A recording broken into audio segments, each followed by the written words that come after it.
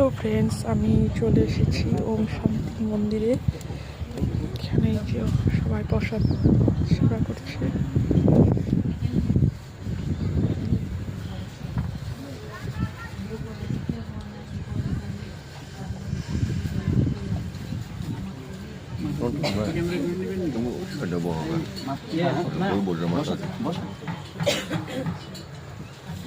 প্রসাদ দেওয়া হচ্ছে সবাইকে।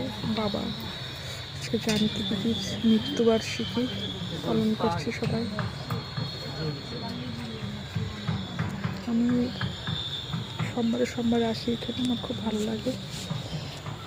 এখানে আমার ভাই একজন বসে আছে, যে আমার সঙ্গী ভাই, খুব ব্যস্ত কাজে।